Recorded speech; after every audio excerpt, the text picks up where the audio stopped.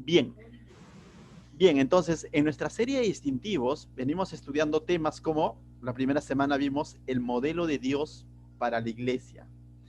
Y aunque tradicionalmente hemos heredado culturalmente una iglesia al cual muchos lo llaman la iglesia oficial o la religión oficial de nuestro país, algunos dicen así, vemos que dista mucho de lo que realmente dice la palabra de Dios.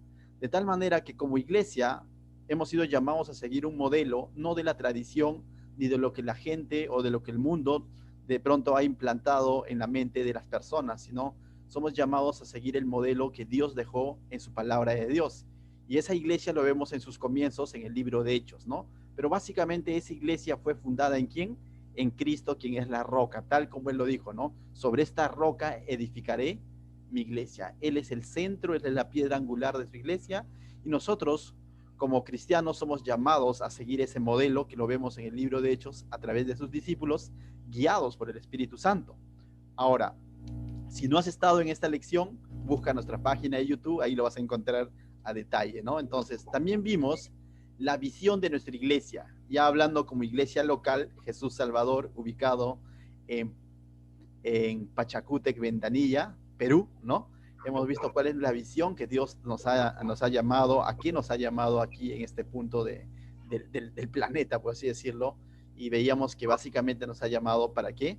Para ser un ejemplo, ¿no? O sea, un ejemplo de vidas restauradas en Cristo, llevando su verdad en amor. Amén. Entonces, eso básicamente hacemos y eso es lo que estamos haciendo ahora, ¿no? Enseñando la palabra de Dios, enseñando sus verdades, ¿no? Y al mismo tiempo no solamente está en enseñar, sino en vivir realmente con vidas restauradas. Pero esto no es en nuestras fuerzas, sino es en el poder de su Espíritu. Amén. Y el día de hoy vamos a ver el gobierno de la iglesia, ¿sí?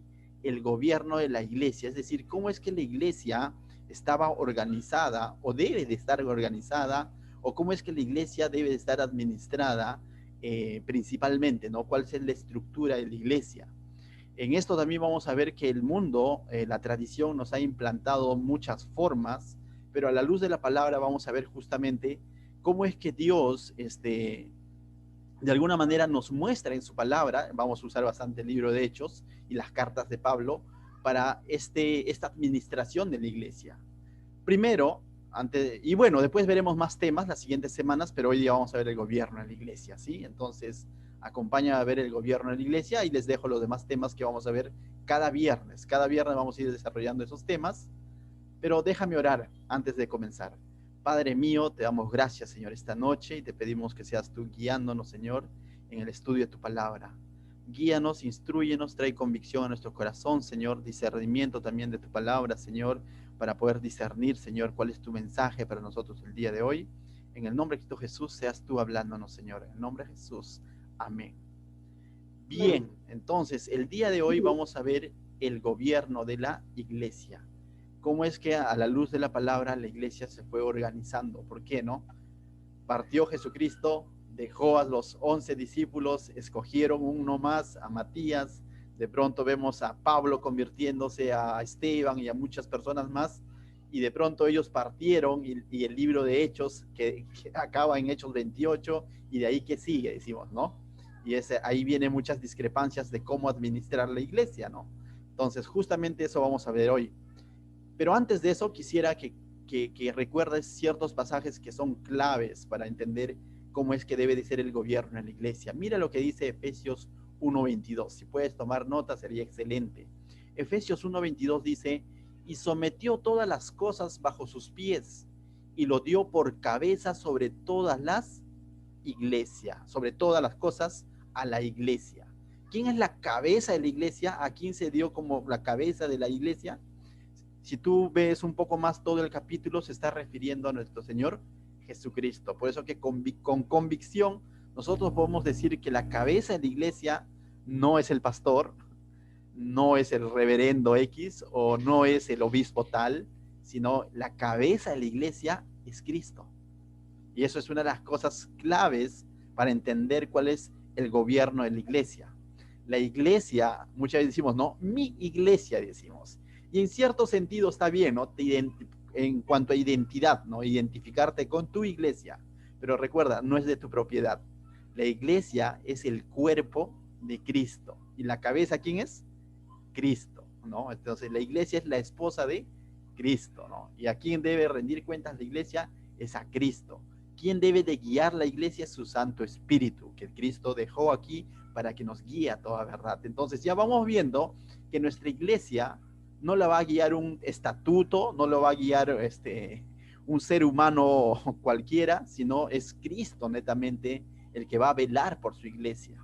Lógicamente, él va a tener miembros dentro de su cuerpo para que cumplan una función. Y a eso vamos a llegar, ¿no? Que finalmente nosotros somos miembros para cumplir una función. Pero mira lo que nos dice Efesios 4:15. Dice, sino que siguiendo la verdad en amor, crezcamos en todo en aquel que es la cabeza, esto es Cristo, ¿no? Entonces, en relación de que nosotros, siguiendo la verdad en amor, como miembros del cuerpo de Cristo, dice que crezcamos en todo en aquel que es la cabeza, esto es Cristo. Nuevamente vemos quién es la cabeza de la iglesia, Cristo, ¿no? Entonces por ahí, si de pronto venías con ideas de que por a mí me enseñaron en la primaria o la tradición, dicen que es el Papa, equivocado, no hay nada de Papa aquí. La cabeza de la iglesia, según la Biblia, es Cristo. Amén. Y por último, quisiera mostrarte otro pasaje. Hay muchos pasajes como estos. Yo estoy mostrando algunos que he considerado para esta noche. Dice, Cristo es la cabeza de la iglesia, que es su cuerpo. Más claro que esto no puede haber, ¿no? ¿Quién es la cabeza de la iglesia nuevamente? Cristo. Y la iglesia es su cuerpo. Y en otro pasaje diría Pablo que nosotros somos miembros del cuerpo de Cristo, ¿no? Entonces, ¿quién es la cabeza de tu vida? Cristo. ¿Quién es la cabeza de nuestra iglesia? Es Cristo. Dicho eso, mis hermanos, eso tenemos que tenerlo claro, porque cuando no tenemos claro esa verdad, de pronto ahí donde se va a tergiversar muchas cosas y se piensa que la cabeza de la iglesia de pronto es el pastor y cosas como esas, ¿no? Entonces tengamos cuidado con eso, ¿no? Muy bien, pero también quisiéramos que vayamos a la luz de la palabra a estudiar ciertos títulos, ciertas funciones, ciertos ministerios o ministros que Dios llamó, que Dios levantó en el libro de Hechos o ya después de que Jesús partió, ¿sí? A través de los apóstoles, a través del Espíritu Santo. Y uno de ellos quisiera hablar hoy día del obispo. ¿La palabra obispo estará en la Biblia? Sí, la palabra obispo está en la Biblia. Entonces, quisiera primero que identifiquemos qué era un obispo, ¿sí? El obispo viene, dice, de dos vocablos griegos que es episcopos. ¿Dónde lo encontramos? Puedes encontrarlo en muchos pasajes de la Biblia, pero aquí te muestro uno, ¿no? En 1 Timoteo, capítulo 3, verso 1, dice, palabra fiel, si alguno anhela obispado, buena obra desea. Esta era una función, era una responsabilidad dentro de la iglesia, y Pablo le está escribiendo a Timoteo diciendo, si algún miembro de la iglesia anhela obispado, buena obra desea, ¿no? Entonces, lo está viendo como que es algo bueno, no es un privilegio ser un obispo. Entonces, desde los tiempos bíblicos vemos que existía el obispo, ¿no? Pero la palabra obispo no es como hoy en día también lo conocemos, ¿no? Obispo, uy, esto suena a catolicismo, no. Vamos a ver en el contexto qué significa obispo. La palabra obispo viene de dos vocablos griegos, epi y scopos, ¿no? Epi significa sobre y scopos significa ver. Era como un sobreveedor, que hoy en día lo llamaríamos como un supervisor, un vigilante, ¿no? Alguien que estaba supervisando, observando la obra, ¿no? Es decir, tenía un cargo de autoridad para poder supervisar la obra. En otras palabras, la iglesia, ¿no? Entonces esa era su función y básicamente habla de autoridad, ¿no? Estaba sobre los siervos de la iglesia supervisando la obra, ¿no? En alguna medida esto lo cumplió Pablo también, ejerció esto, mismo Timoteo, luego vemos a través de las cartas que también cumplió esta función y básicamente ellos cumplían esta función de ¿qué? De supervisar la iglesia. ¿Te acuerdas que venían quejas a Pablo? ¿Por qué? Porque él de alguna manera era un obispo, ¿no? Porque de alguna manera estaba a cargo, ¿no? Sino estaba supervisando la iglesia, ¿sí? Entonces, la palabra obispo, entonces, en el Nuevo Testamento griego, ¿qué es lo que va a significar? Literalmente significa el que vigila, es decir, a nuestro contexto, ¿qué significa? Un supervisor del cuerpo de Cristo, ya que Él es la cabeza, ¿no? Entonces, definitivamente vamos a ver que también los obispos eran levantados por el Espíritu Santo a través de los apóstoles, ¿no? Entonces, tiene sus orígenes en la palabra de Dios, la palabra obispo. Hoy en día se ha tergiversado, ¿no? Obispo es una persona que viste de cierta manera, religioso, todo eso. No tiene nada que ver con lo que realmente cumplía la función en aquel entonces. Incluso Timoteo capítulo 3, ya que está ahí citado, si tú sigues leyendo hasta el verso 8, nos va a dar los requisitos de los obispos, ¿no? Y ahí cuando nos da los requisitos de los obispos, vemos ciertos aspectos, ¿no? Cuando nos da los requisitos de los obispos, no lo tengo aquí, pero vemos ciertos aspectos como por ejemplo, tiene que ser irreprensible, marido de una sola mujer y habla en masculino, ¿no? No, en ningún momento vemos un término femenino ahí, ¿no? Entonces, y vemos así características que en algún momento vamos a estudiar también eso, ¿no? Pero anótalo, del verso 1 al 8 vemos los requisitos de los obispos. Y es interesante porque no solamente era del obispo, sino de los obispos, es decir, podía haber más de uno, ¿correcto? Entonces, es interesante, pero es una palabra que es bueno entenderla. Entonces, ¿qué es obispo? Era el que supervisaba, tenía un cargo de autoridad en la iglesia para supervisar. Otro término o otra palabra que encontramos también en el Nuevo Testamento referente a la administración o al gobierno de la iglesia es la palabra anciano. Pero la palabra anciano, que en griego vendría a ser presbíteros. Y cuando se hablaba de anciano de edad, la palabra era presbúteros. Pero cuando se habla de anciano de autoridad o de función dentro de la iglesia, de madurez espiritual, se hablaba de presbíteros. Hagamos esa diferencia. Cuando la Biblia habla de ancianos o ancianas, por eso ahí hay mucha confusión también. Y las ancianas y ancianos, y las ancianas se enseñan a las mujeres, decían. Se estaba refiriendo en edad, estaba usando la palabra presbúteros. Pero cuando se refiere con la palabra presbíteros, se está refiriendo a un anciano, básicamente. ¿Pero qué era un anciano? El Nuevo Testamento menciona varias veces a ancianos, y lo interesante es que siempre lo va a mencionar en plural. No era uno, por lo general, uno solo, sino cada vez que lo menciona, habla de ancianos, ¿no? Entonces dice, los ancianos, y siempre lo menciona asumiendo un papel de liderazgo en la iglesia. Por ejemplo, Hechos 11, verso 30, habla de los ancianos que a través de ellos se tenían que iban a llevar una ayuda a Jerusalén, si no me equivoco. Una ofrenda a Jerusalén, ¿no? Dice, y los ancianos, dice, ¿no? En el 14:23 de la misma manera se menciona, ¿sí? También en el 15:2, cuando de pronto, 14:15, cuando de pronto Pablo tuvo ahí, estaba siendo cuestionado su ministerio por de pronto estar evangelizando a los gentiles, y los judíos vinieron y querían circuncidarlos, y de pronto dice, se fueron ¿a dónde? A la iglesia de Jerusalén y se reunieron con los ancianos y los apóstoles. En el 15:12 también vemos la palabra ancianos. En Hechos 20:17, esto está fresco para ustedes, ¿se acuerdan cuando de pronto en Hechos Pablo estaba de regreso a Jerusalén, pero su corazón como que quería ir a Éfeso, pero al mismo tiempo le ganaba la hora y se detienen en Mileto y hace llamar a ¿quiénes? A los ancianos, ¿no? Y veíamos que llamaba a los líderes de la iglesia, y después vemos más adelante cómo les da instrucciones asumiendo de que ellos tenían responsabilidad sobre la congregación, ¿se acuerdan? Les decía, cuídense de ustedes mismos y también del rebaño del Señor. Entonces, la palabra ancianos, es decir, presbíteros, constantemente está relacionado a un liderazgo dentro de la iglesia, ¿sí? Y siempre se refiere a personas que tenían cierta madurez espiritual, cierto liderazgo dentro de la iglesia.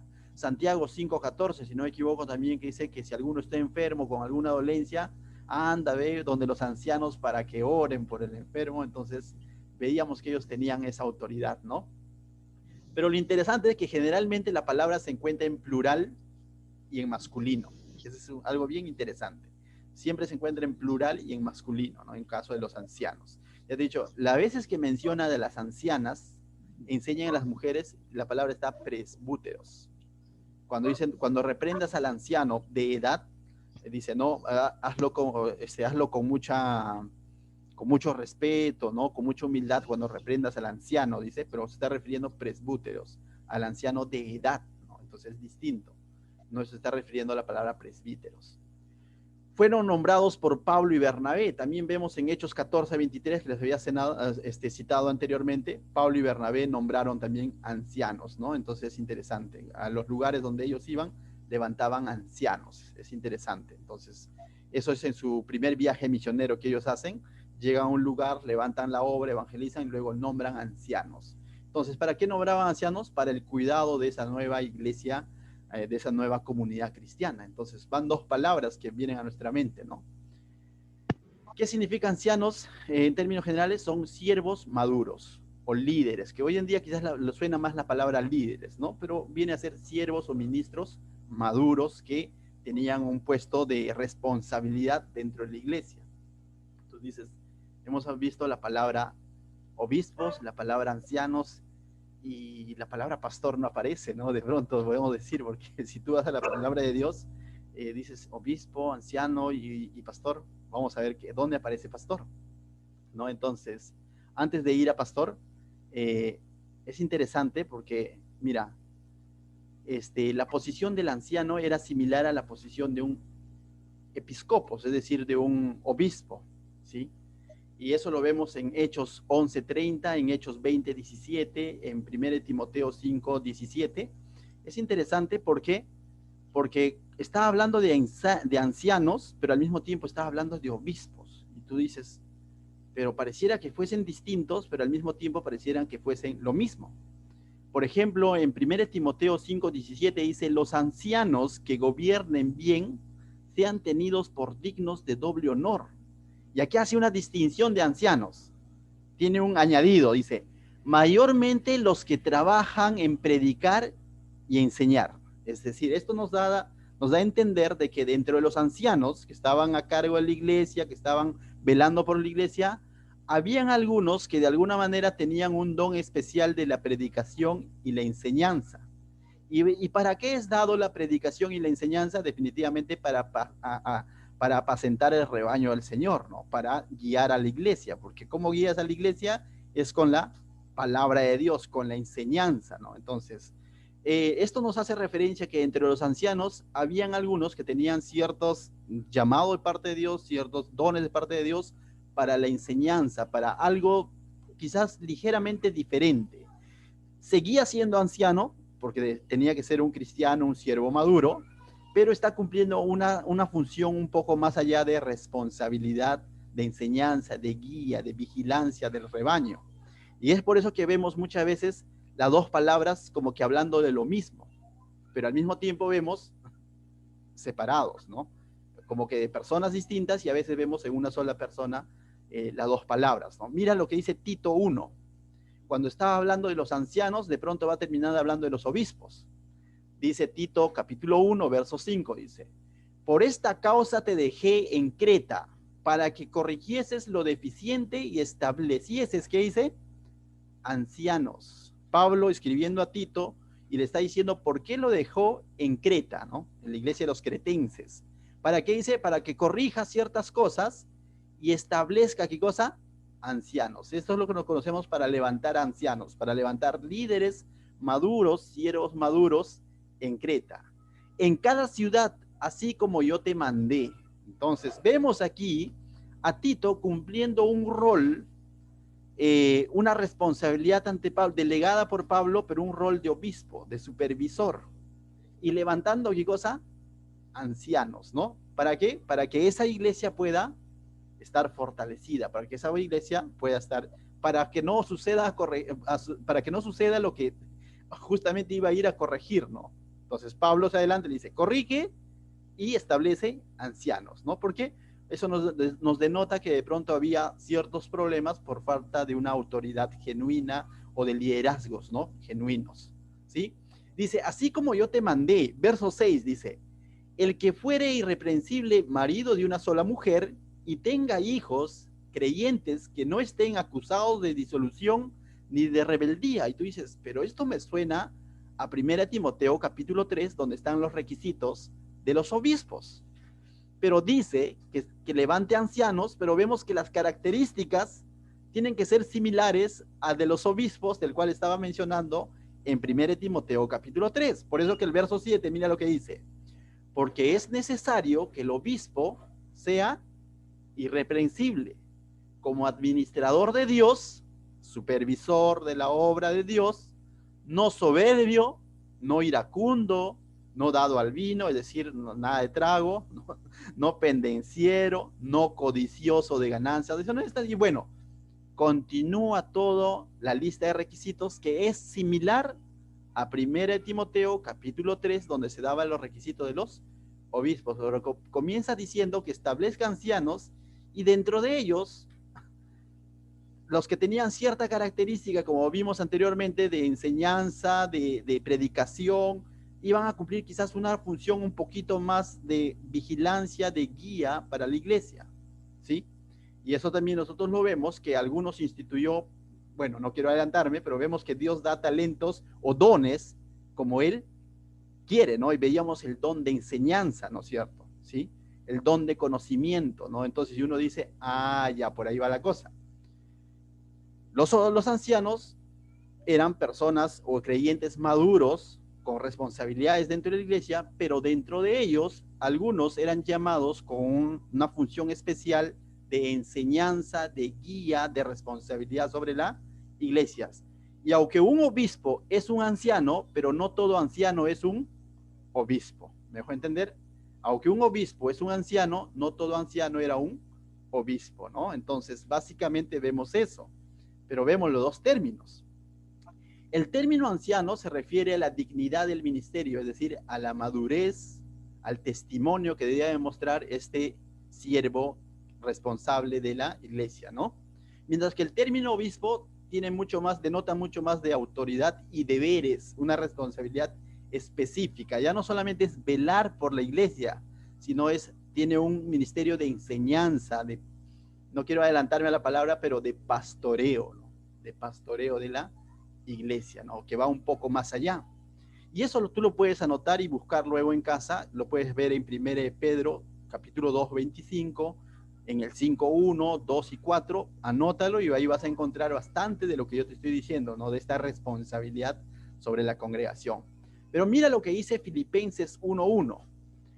Pablo saluda a los obispos y a los diáconos. Allá, no lo he citado ahí, pero cuando tú vas a Filipenses 1:1, vemos que Pablo saluda a los obispos y diáconos. Y ahí uno dice, uy, ahí se olvidó de los ancianos, ¿no? Porque y ahí también introdujo otro término que más adelante lo vamos a aclarar, porque ya introdujo la palabra diáconos, ¿no? Y cuando Pablo escribe a los Filipenses 1:1, dice, saluda a los obispos y diáconos, ¿no? Y a los obispos, a los que estaban cumpliendo esta función especial, pero eso no quita que no había ancianos en ese lugar. Definitivamente había ancianos, o a lo mejor este anciano era obispo al mismo tiempo y también estaba acompañado de diáconos, que también es una palabra bíblica que lo vamos a encontrar, que también era parte de la congregación o cumplía un rol muy importante en la congregación. 1 Timoteo, capítulo 3, verso 2, ¿no? 8 dice, menciona, del 2, si no me equivoco, de 2 al 8, mejor dicho, menciona los requisitos de los obispos y diáconos. Si tú buscas, en el versículo 2 hasta el 7, menciona el requisito de los obispos. Y del 8 en adelante, 1 Timoteo capítulo 3, menciona el requisito de los diáconos. Si tú dices, ¿y los ancianos? ¿No? Ya estábamos familiarizados con los ancianos, pero de pronto no hay requisitos para los ancianos. Pero es que los mismos requisitos que eran para los obispos tenían que ser para los ancianos, ya que todo obispo mínimo tiene que ser, no, bueno, la palabra mínimo no quisiera usarlo, pero todo obispo tenía que ser un anciano. Entonces, dentro de los requisitos de los obispos está el requisito de los ancianos, de estos líderes, siervos que iban a apoyar o iban a tener una función especial dentro de la iglesia.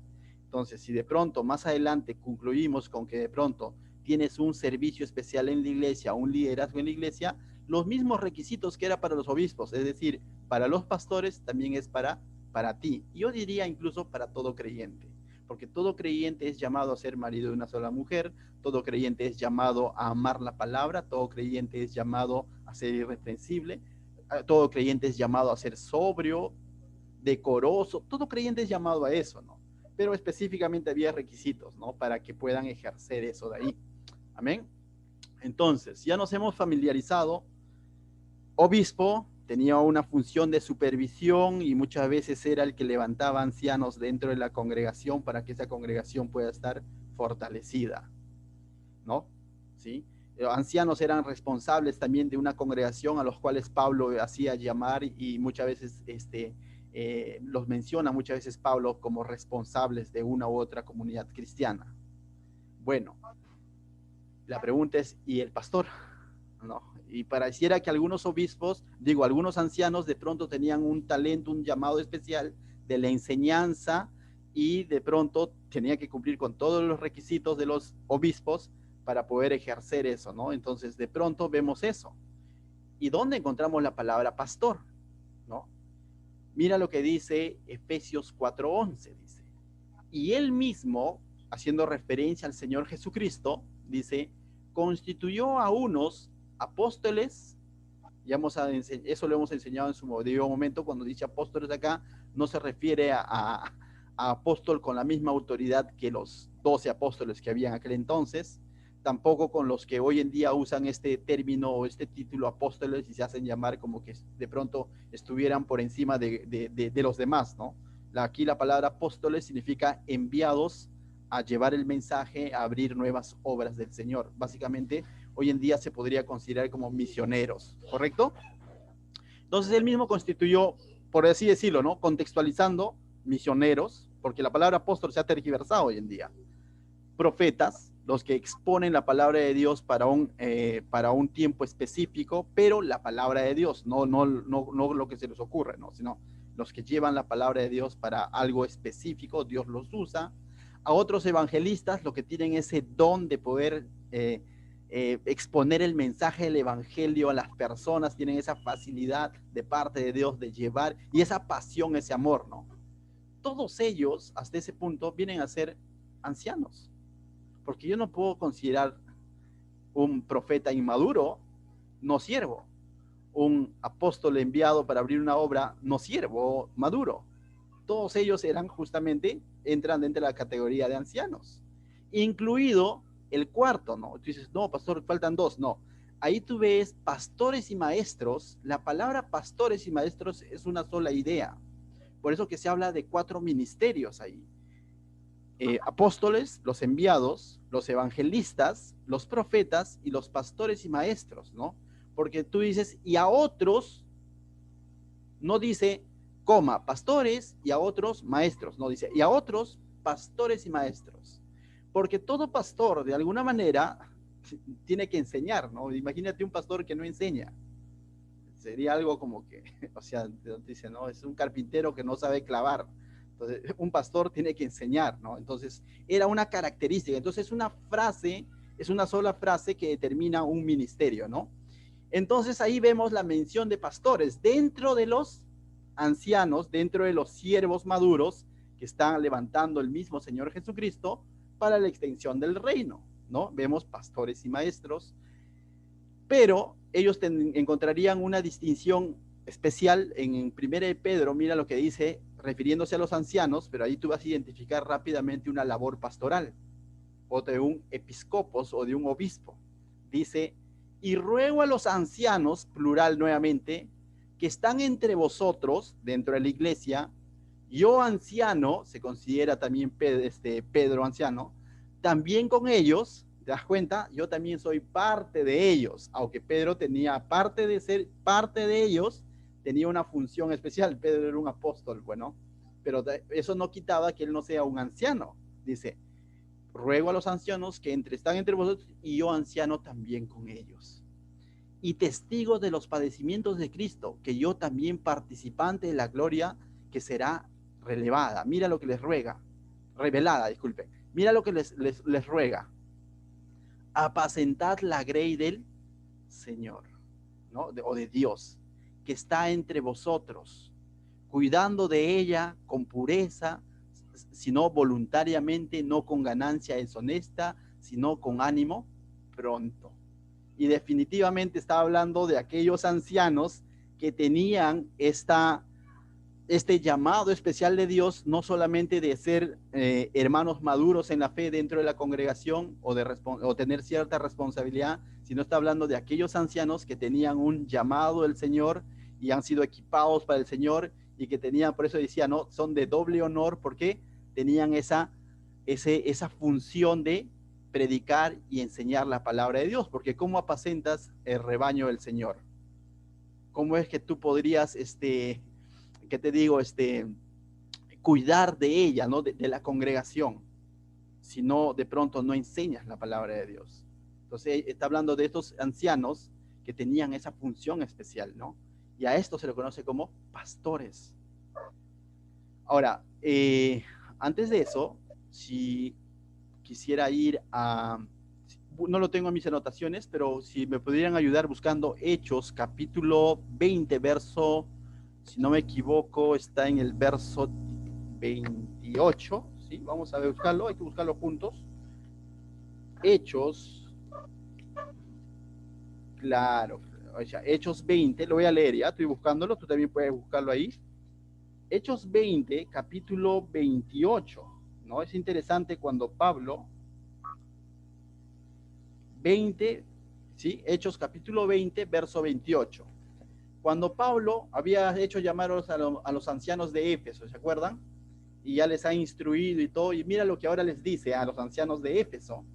Le dice, porque yo sé que después de mí, no, 28, disculpen, por tanto, mirad por vosotros y por todo el rebaño en el que el Espíritu Santo os ha puesto, ¿por qué? Obispos. Y está hablando de rebaño. Entonces son esos ancianos, no, habían ido muchos ancianos, pero de entre esos ancianos habían obispos. O sea, los que cumplían esta función en especial de enseñanza y de cuidado directo del rebaño. Lo que nos está mencionando Pedro, ¿no? Apacentar la grey del Señor. Lo mismo está diciendo Pablo ahora, de estos ancianos habían obispos, por eso dice, ¿y quién los había puesto como obispos? Dice que es el Espíritu Santo, ¿no? Y lo interesante que le dice, primero, tener cuidado de ustedes mismos, cuidadito con que no, yo soy más destacado frente a los demás, porque eso está en el corazón del ser humano muchas veces, ¿no? Pero él dice, ten cuidado primero de ti mismo y también del rebaño, de la iglesia donde el Espíritu Santo mismo les ha puesto como ¿qué? Como obispos, como supervisores, como veedores, como vigilantes, para que enseñen, para que apacenten la grey del Señor, como dice Pedro, y aquí mismo también Pablo les dice, ¿no? Y les recuerda algo interesante, porque es bueno leerlo completo, dice, dice, para apacentar la iglesia del Señor. ¿Te das cuenta? ¿Para qué era? Para apacentar la iglesia del Señor, la cual él ganó por su propia sangre. Y con esto le está diciendo, y recuerda, la iglesia no es tuya. Es una responsabilidad ante Dios lo que vas a hacer. La iglesia no es tuya. Volvamos a los primeros versículos. La cabeza de la iglesia es Cristo. Hey, obispo, no te creas cabeza. Ten cuidado. Cuida el rebaño del Señor, apacenta la iglesia del Señor, pero esa iglesia le pertenece al Señor y termina diciendo, le ha costado su sangre. Claramente, de tal manera que somos administradores nada más, mayordomos, ¿no? Entonces, y luego también hemos visto hace un momento, le dije más adelante, les explico, otro término llamado diáconos, ¿no? ¿Qué son los diáconos? De pronto tú dices diáconos, ¿cómo se come, no? Algunos quizás te escuchan por primera vez diáconos, ¿no? ¿Qué suena? La palabra diáconos en griego se escribe diáconos con K, ¿no? Entonces, y en español se escribe como tú lo estás viendo, pues, ¿no? Diáconos, ¿correcto? ¿Y cómo se lee? Como tú lo estás leyendo. Muy bien. Dice Timoteo capítulo 3, nuevamente, verso 8, después de haber hablado de los obispos y dar los requisitos, continúa, dice, ¿no? Los diáconos a sí mismo, ¿no? Es decir, continuando, ahora también van a cumplir una función, dice, los diáconos a sí mismo deben de ser honestos, sin doblez, no dados a mucho vino, no codiciosos de ganancias deshonestas, y ahí viene todo lo demás, ¿no? Y continúa la lista, ¿no? A diferencia de los obispos, en el Nuevo Testamento, en el libro de Hechos, vemos incluso una diaconisa, pero no vemos una obispa, tampoco una anciana, a no ser que tenga canas, ¿no? Pero En cuanto habla de diácono, sí, en el Nuevo Testamento vemos la palabra diaconisa. Pero ¿qué significa diácono, no? De pronto dices diácono. La palabra diácono significa básicamente el que sirve. Y la palabra diácono no es netamente un término eclesiástico, es decir, no es netamente un término cristiano. La palabra diácono se usaba muchas veces en el mundo secular, como hoy en día decir el que sirve. Hoy en día nosotros, por ejemplo, decimos, ¿no? La azafata, decimos, ¿no? Porque va y sirve la comida, ¿no? ¿Y te acuerdas cómo es que de pronto levantaron los diáconos en Hechos 6? Cuando había necesidad de las viudas, de pronto no estaban haciendo bien la repartición y de pronto los discípulos dijeron, no podemos descuidar la enseñanza, ahí vemos los obispos, no podemos descuidar la enseñanza ni la oración, sino más bien levantemos 7 varones llenos, pero aún para ser un diácono hay requisitos, tal como lo está diciendo 1 Timoteo capítulo 3, del 8 en adelante, léelo en casa, si de pronto anhelas diaconado, léelo, hay requisitos, de la misma manera.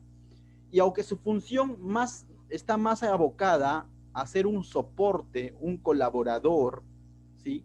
En las cosas, por así decir, de administración o de logística, decimos hoy en día, ¿no? Que de temas espirituales, pero aún así lo menciona y le da su lugar de que deben de tener un buen testimonio y todo lo que estamos leyendo. Entonces, el diácono es un servidor dentro de la iglesia. No necesariamente abocado a temas espirituales, pero sí su vida. Yo no puedo decir, si quieres ser diácono, ¿sabes qué, hermano o hermana? Tienes que saber predicar. No necesariamente. Para eso hay, Dios incluso para eso ha dado dones. ¿Se acuerdan el don de misericordia? ¿Se acuerdan el don de repartir? ¿Se acuerdan el don de presidir? Ahí están los dones, que son netamente para personas que cumplen esta función del diaconado, ¿no? De apoyo básicamente logístico, administrativo dentro de la iglesia, ¿no? Entonces, ya que la iglesia no solamente todo es temas espirituales, hay temas que son parte del día a día. Aquel entonces, la alimentación, ¿no? Se convirtieron como 3,000, ahora cocinar para los 3,000, ¿cómo hacemos? Porque todos estaban ahí en comunidades, ¿no? Compartían sus necesidades y todo lo demás.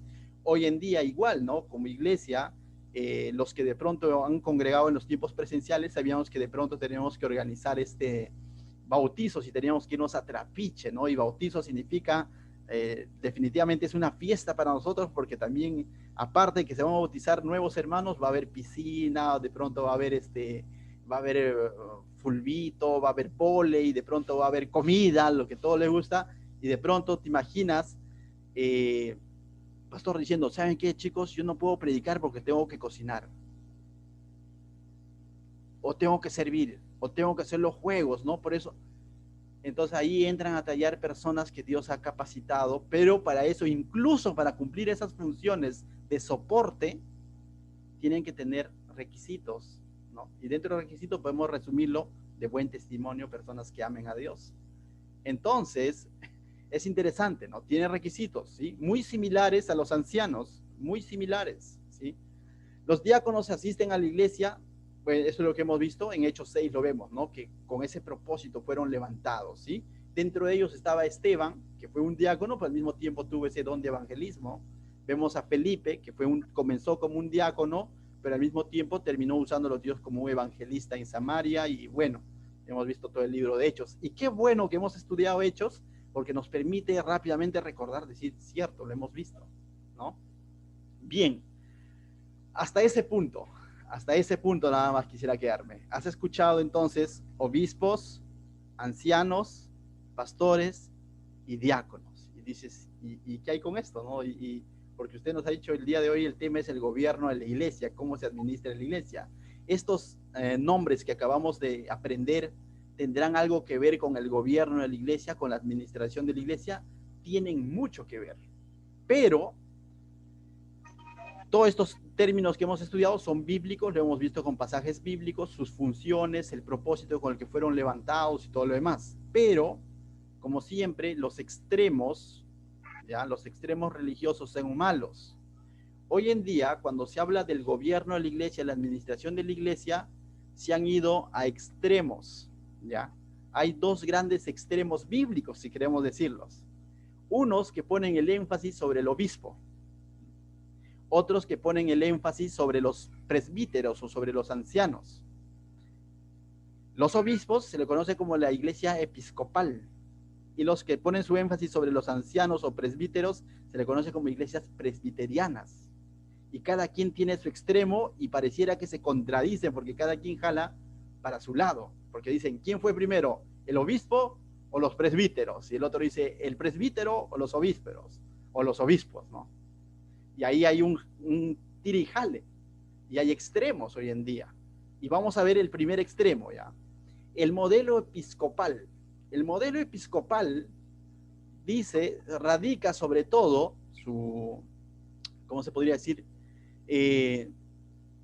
Aunque lo vemos, el término lo vemos en la Biblia, pero el gobierno en la iglesia muchas veces radica en una sola persona, el que se ha proclamado obispo, ¿no?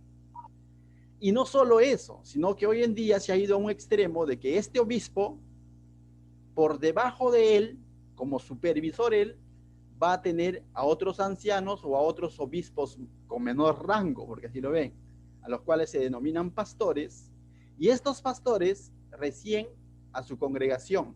Por eso que tú has escuchado muchas veces, ¿cuál es tu cobertura? ¿Cuál es la iglesia de donde procedes? ¿Y a quién das cuenta? Y has escuchado esos términos, ¿no? Y este modelo, aunque tiene su connotación bíblica, pero al llevarlo a un extremo, se ha tergiversado el sentido del obispo, porque el obispo está asumiendo un rol más de autoridad y de estar por encima, y de pronto si sucede algo en esta iglesia y alguien no está de acuerdo con su pastor, va y se queja ¿donde quién? Donde el obispo, ¿no? Voy a decirle al obispo.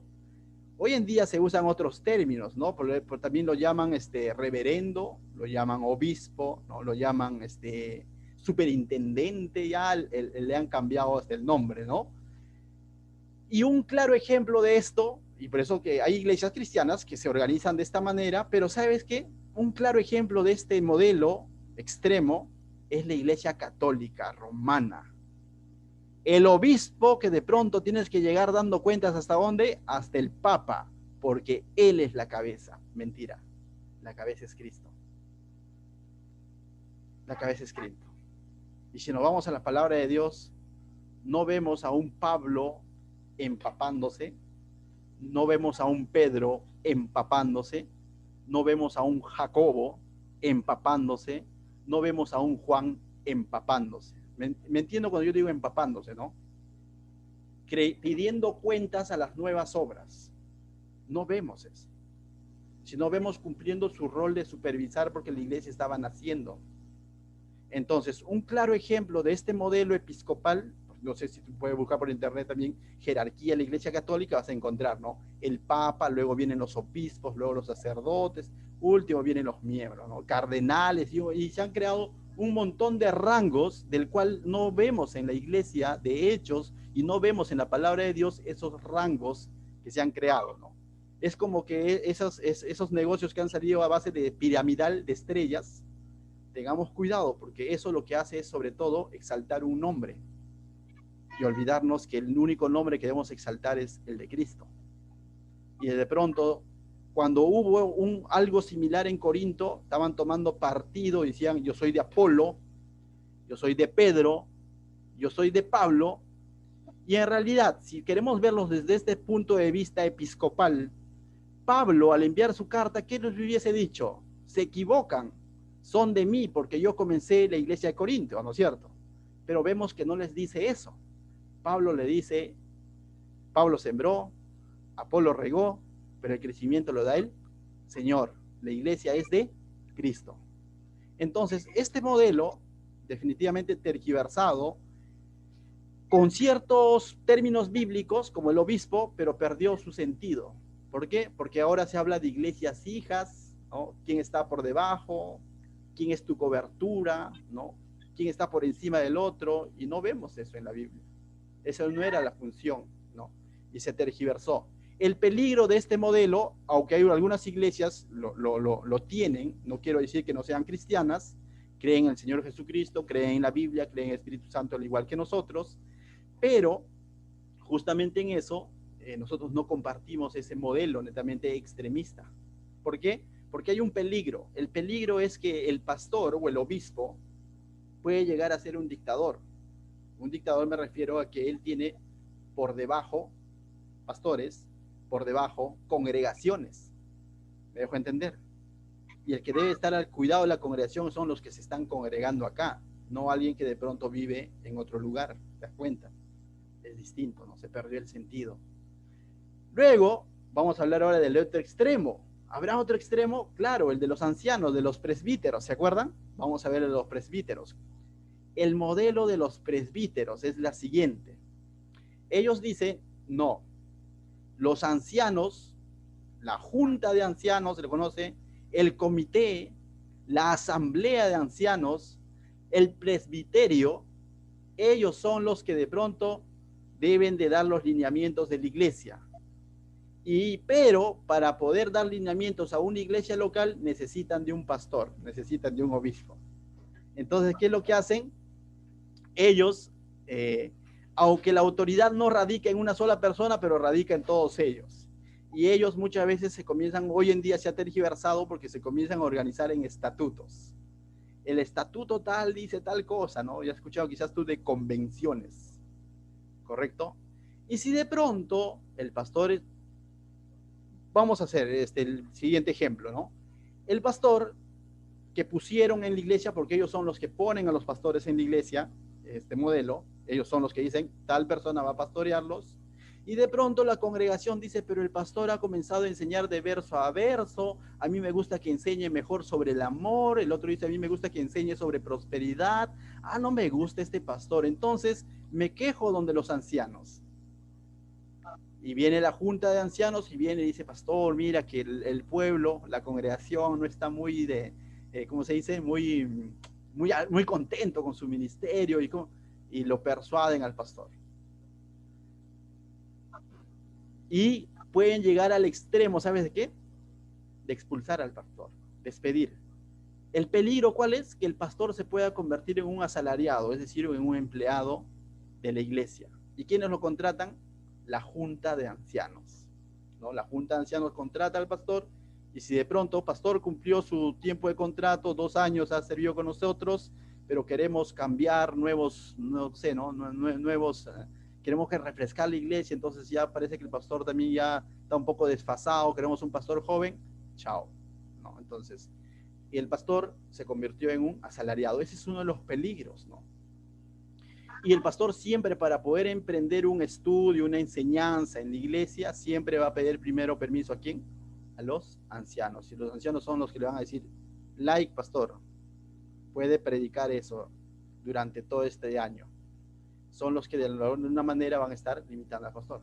Entonces vimos el ejemplo anterior, un contraste, ¿no? Al pastor como un dictador, teniendo iglesias hijas por debajo, ¿no? El modelo episcopal, ¿no?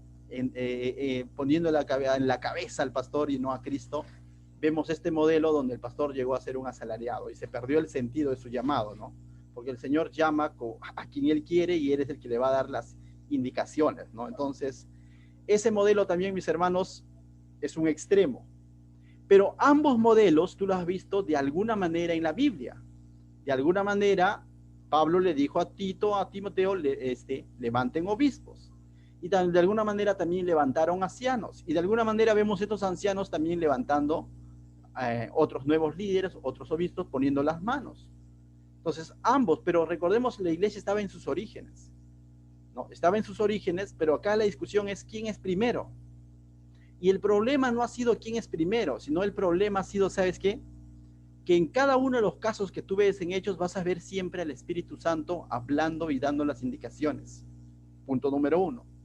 Punto número 2, que para estos dos modelos hoy en día se han ido a los extremos, cuando se han olvidado que estos dos modelos pueden cohabitar.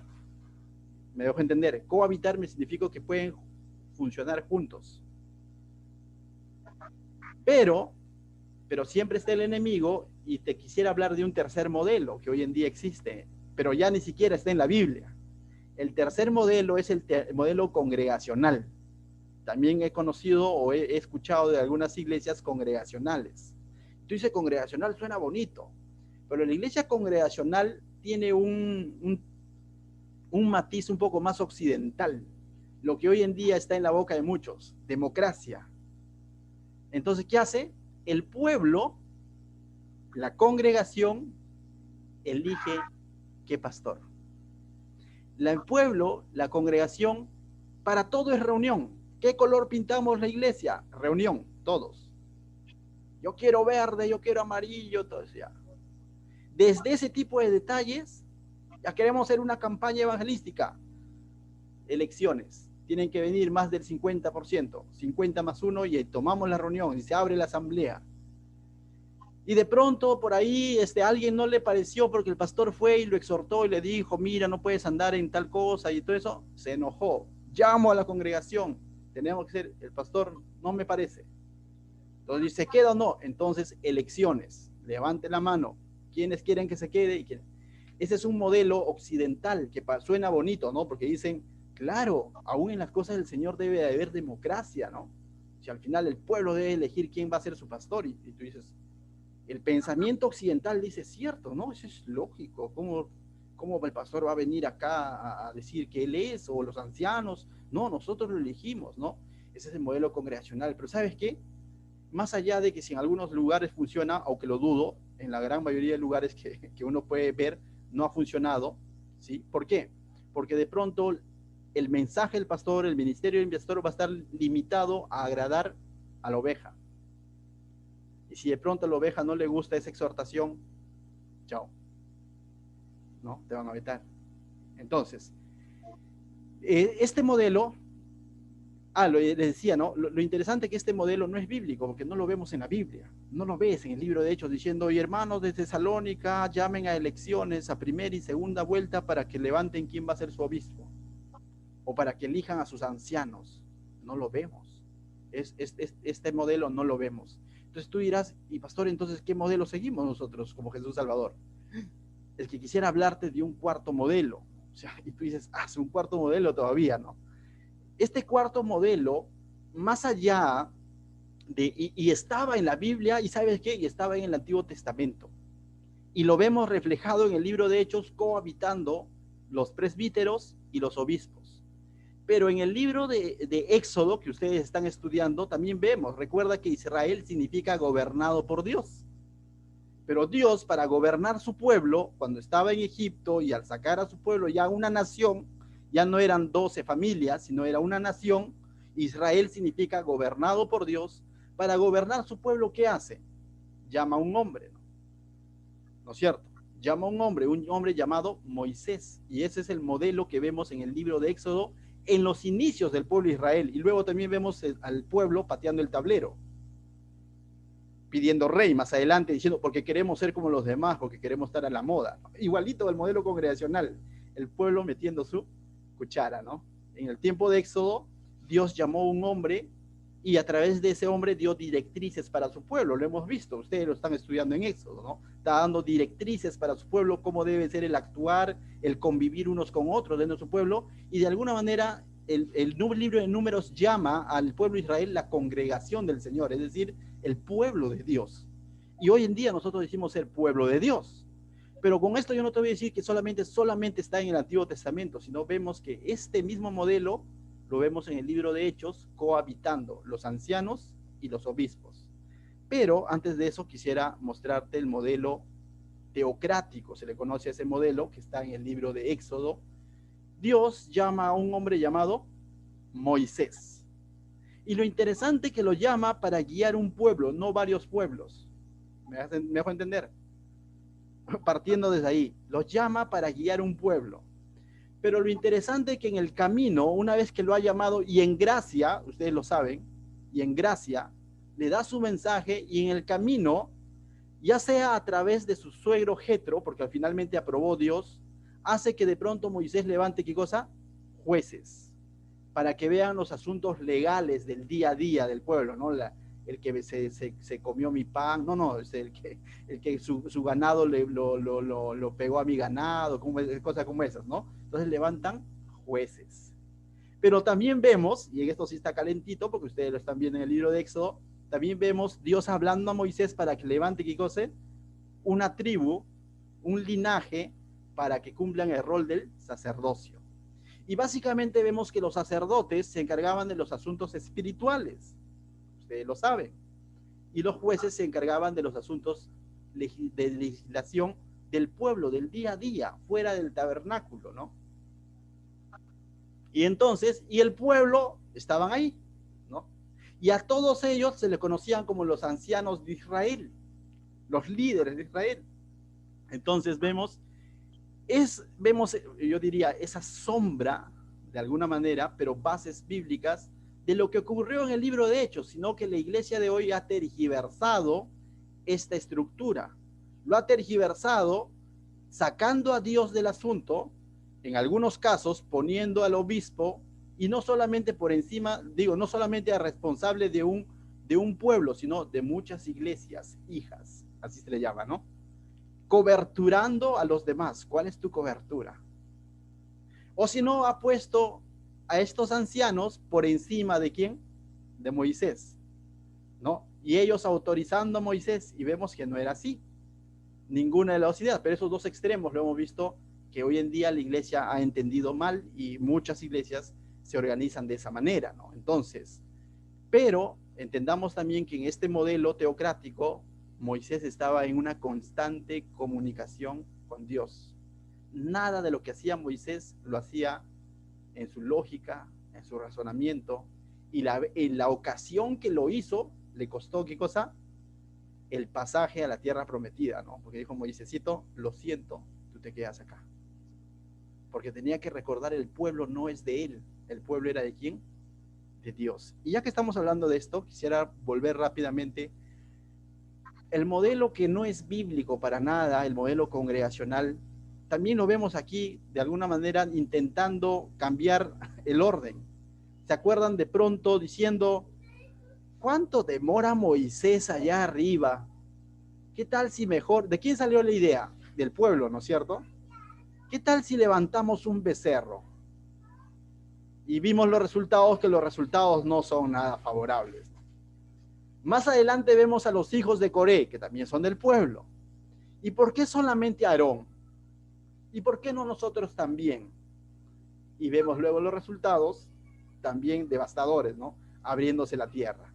Luego vemos más adelante en el libro de Éxodo, o ya en el libro de Números, de pronto ya estaban a punto de entrar a la tierra prometida y vemos diciendo, pero no, mira que allá es así, a pesar de que Moisés había delegado a 2 espías, 2 vuelven, pero el pueblo dice, no, que así no es, allá nos van a aplastar como las langostas, y toda esa generación no entró a la tierra prometida. Cada vez que el pueblo, como decimos nosotros en lenguaje sencillo, metió su cuchara, terminaron mal las cosas.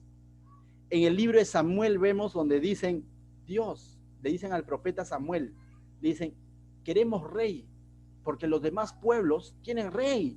Nosotros también queremos rey como ellos. Y piden rey. ¿Y a quién levantan? A Saúl. Entonces hemos visto que cada vez que el pueblo pretendió hacer las cosas a su manera y no a la manera de Dios, las cosas no terminaron bien, sino terminaron mal. Y es eso la explicación de hoy en día, cómo existen las iglesias congregacionales, ¿no? Donde un grupo, o la mayoría de los hermanos, dicen, bueno, vamos, ¿qué tal si hacemos un jale? Traemos a un pastor extranjero. Ah, puede ser, ¿no? Sí. Oye, este pastor como que ya no predica lo que... Entonces, son los que ponen, ¿no? Y muchas veces eso te resumen a las personas pudientes de la iglesia poniendo y sacando a los obispos o a los pastores.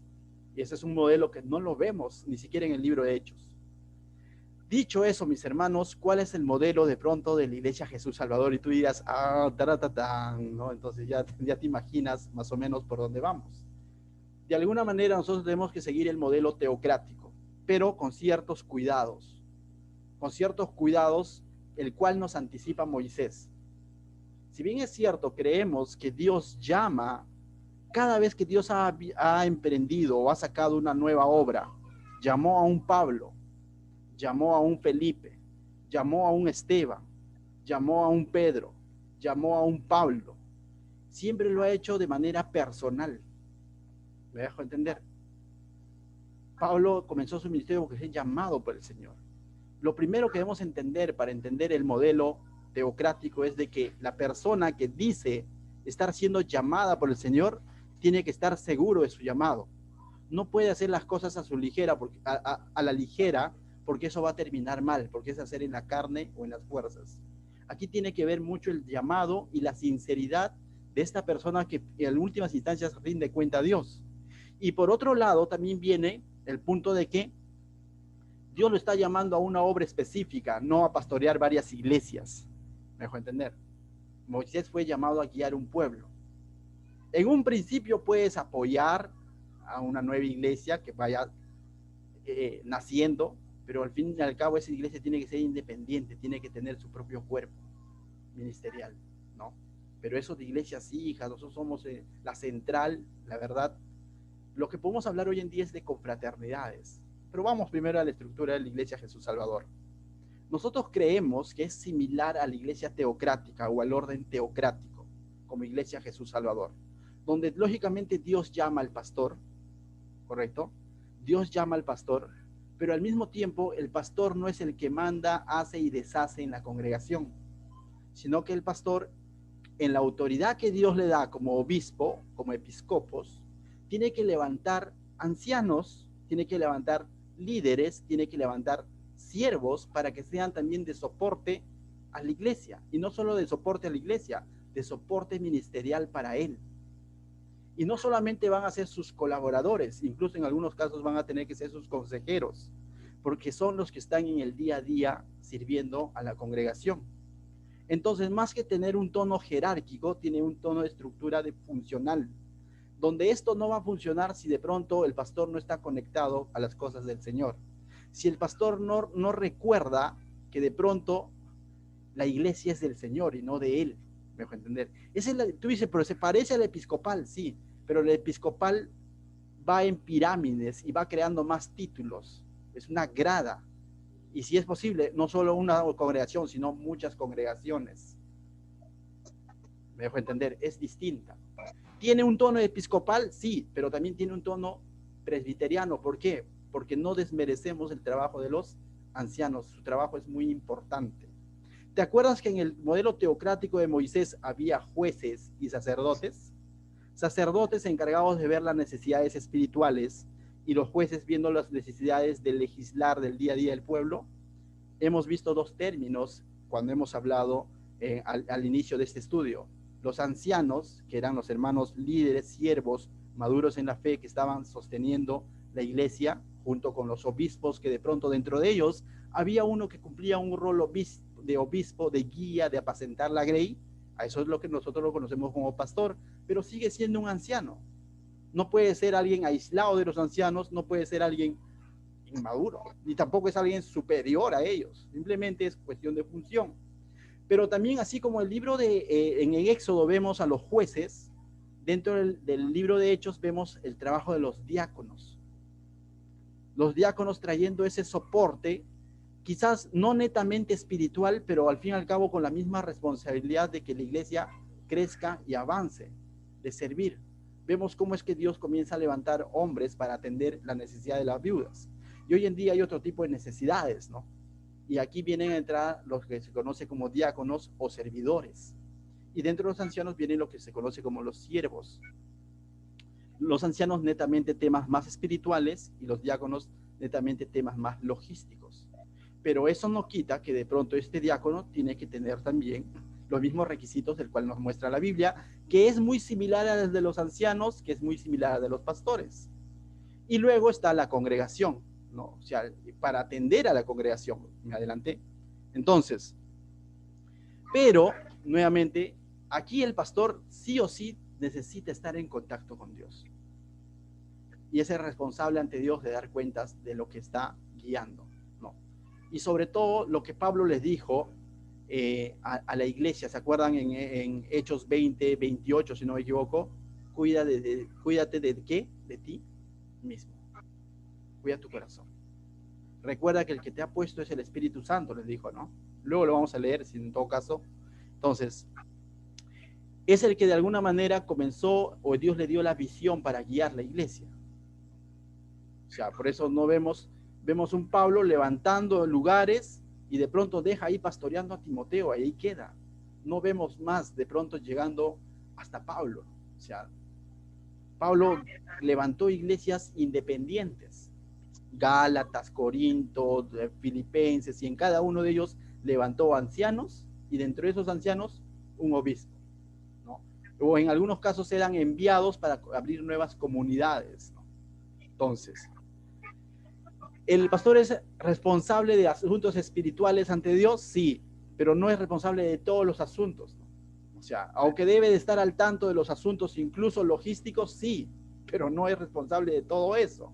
Y los que nos conocen, en nuestro caso, el pastor, aunque tiene la libertad para poder programar los estudios, la visión de la iglesia, pero no tiene la libertad para poder hacer y deshacer de la iglesia, menos de sus recursos materiales con el que cuenta la iglesia, ¿no? O sea, nosotros los que nos conocen, hay una persona, una diácona diría yo, que se encarga, por ejemplo, de los temas financieros, a quien yo les digo aquí públicamente, a quien yo rindo cuentas muchas veces cada vez que hacemos gastos, y me está viendo, dice nuestra hermana Judy, ¿no? O sea, por ejemplo, eso es claro, y no me dejo de mentir, lo estoy diciendo con toda transparencia, ¿no? En el modelo episcopal, el pastor es el que maneja todo, es el que maneja todo, aún los espacios administrativos, todo es él lo maneja. Entonces, eso es lo que nosotros vemos como iglesia, que es lo más saludable, donde puede cohabitar los presbíteros, los hermanos siervos maduros en la fe, y es más, muchos de estos siervos, ancianos, si tienen el llamado pastoral y la iglesia lo requiere y crece, definitivamente, ¿de dónde creen que van a salir los pastores de jóvenes, de nuevos matrimonios, los copastores? Justamente dentro de los ancianos. O sea, definitivamente de ahí salen los nuevos. Y es más, si en algún momento el pastor envejece y va a partir, ¿no? O sea, eso está claro. ¿Y de dónde sale? Del grupo de ancianos, de siervos maduros, ¿no? No es que de pronto, uy, ¿qué pasó con el pastor? ¿Y ahora qué hacemos? ¿No? Elecciones, no ocurre eso, ¿no? Entonces ese es el modelo, de alguna manera, más apegado, teniendo una base en el Antiguo Testamento y al mismo tiempo trayendo un equilibrio entre los presbíteros y los episcopos, ¿no? Entonces, ambos ahí van a estar cohabitando de una manera saludable, ¿sí? Muy bien, hermanos. Definitivamente dentro de los ancianos también podemos encontrar maestros, podemos encontrar evangelistas, líderes de jóvenes, personas que sirven netamente en asuntos espirituales, ¿no? Y aquí encontramos todo lo demás, ¿no? Ujieres, incluso yo me atrevería a pensar ministros de alabanza, que están apoyando a la congregación. Tú dices, porque el ministro de alabanza es anciano, es diácono, es un diácono, es un servidor, que es llamado a servir con su don, con su talento que Dios le ha dado, porque no está en los dones espirituales, de pronto el cantar bonito. Ese es un talento natural que pones al servicio del Señor, amén. Entonces eres llamado a participar aquí, ¿no? Entonces tú dices, uy, ahora sí tengo que pensarlo bien, ¿qué quiero ser? ¿Un anciano, un diácono? Todos podemos llegar a cumplir esta función, pero siempre y cuando sea con el mismo corazón, con la misma humildad de entender que al fin y al cabo todo esto, de mis hermanos, la iglesia es del Señor, no es de pronto del pastor, no es de los ancianos, no es de los diáconos. Y yo diría así, de forma práctica, viendo desde el punto de vista ministerial, el organigrama debería ser así, desde el punto de vista ministerial. Desde el punto de vista de responsabilidad es así, responsabilidad ante Dios, y la iglesia también es responsable ante Dios. Pero desde el punto de vista ministerial de siervos es así. Aquel pastor que se cree jefe y no es siervo, yo creo que está perdiendo la cordura, así, con toda sinceridad. Aquel diácono que se olvida que está al servicio de la congregación, pero que al fin y al cabo va a rendir cuentas ¿a quién? A Dios. Aquel anciano que se olvida que está al servicio de la congregación, pero que al fin y al cabo tiene que rendir cuentas a Dios. El que quiera ser el mayor, hágase el menor, sirva. El ejemplo nos lo dejó el Señor Jesucristo. Y cuán interesante es lo que Pablo dijo en Hechos 20:28. Por tanto, mirad por vosotros mismos, cuida tu corazón. Y aunque esto es un modelo teocrático con bases en el Antiguo Testamento, y vemos que la iglesia en el libro de Hechos cohabitaron en el funcionamiento de obispos y ancianos, pero al mismo tiempo eso nos llama a una independencia directa para con Dios. Aquí no hay un papado, no hay alguien que viene por detrás de ti y te dice tienes que dar cuenta. La iglesia de Pachacútec tiene que dar cuenta, la iglesia de Lima. No vemos eso en la Biblia y eso nos da una independencia, pero al mismo tiempo esa independencia tiene que significar una dependencia de Dios. Que al fin y al cuentas, yo no voy a hacer las cosas porque tengo miedo al pastor que me va a supervisar. Voy a hacer las cosas bien porque es la iglesia de Cristo, tal como lo dice Pablo. Por tanto, mirad por vosotros mismos y por todo el rebaño en que el Espíritu Santo os ha puesto por obispos. ¿Quién pone? No es la cobertura, no es la iglesia madre, no es la principal. El que pone en esta función de obispado, de abrir una nueva obra, al fin y al cuanto es cuando el Espíritu Santo llama. Lo puede llamar a través de una persona, pero finalmente el llamado tiene que ser personal. Luego, ¿para qué lo llama? Para apacentar, para servir, para alimentar, para guiar a la iglesia. ¿De quién? No de él, sino a la iglesia del Señor, la cual él ganó con su sangre. Eso debe traer mayor temor y mayor pasión en todo siervo para servir a Dios antes que un temor humano de que me van a supervisar, la congregación me va a votar, los ancianos me van a despedir, me voy a quedar sin salario. Todo eso es miedo natural, ¿no? Nuestro temor tiene que ser un temor espiritual de hacer las cosas bien con Dios. ¿Amén? Entonces, es de esa manera como nos organizamos en la Iglesia Jesús Salvador. Y créanme, yo estoy orando para que Dios siga levantando ancianos, siervos, que comiencen a asumir liderazgo en ciertos ministerios de la Iglesia. Los niños ya no son niños, muchos de ellos. Tenemos alrededor de 8, 9 que ya son adolescentes. Decimos, ¿quién podría servir en esa área? Y descansamos en el Señor, descansamos en el Señor, ¿no? Hay muchos temas más, ¿no? De evangelismo, discipulado. Se van a abrir las iglesias muy pronto, la vacuna ya está llegando. Créeme que la iglesia, por lo que veo, rostros nuevos y todo, va a comenzar a llenarse. Y para eso necesitamos siervos ancianos y diáconos dispuestos con ese mismo pensamiento de que la iglesia le pertenece al Señor y que somos llamados para servir a la congregación, al prójimo. Amén. Gracias, mis hermanos. ¿Qué tal si oramos ahí en nuestros lugares? Padre mío, te doy gracias esta noche, Señor, por este tiempo que tú nos permites escudriñar, Señor, a través de tu palabra, Señor. Te pido que nos mantengas alineados siempre, Señor, en tu palabra, siempre buscando ese equilibrio, Señor, de tu palabra, siempre buscando tu guía, siempre siendo dependientes de ti, Señor, en todo momento entendiendo que es tu iglesia, eres tú, Señor, la cabeza, eres tú el que llama, eres tú el que levanta, eres tú el que equipa, eres tú el que añade a cada uno de los que va a ser salvo, Señor, a tu iglesia. Y la iglesia es tuya, Señor, por algo tú eres la cabeza, y déjanos usar, Señor, como miembros de ese cuerpo, Señor. Entender que lo que cumplimos es una función, Señor, y que no somos dueños de nada, sino somos mayordomos tuyos, Señor, a quien nos has llamado a supervisar, a guiar, a apacentar tu iglesia, Señor, que te costó tu sangre preciosa, Señor. En el nombre de Jesús, amén. Amén.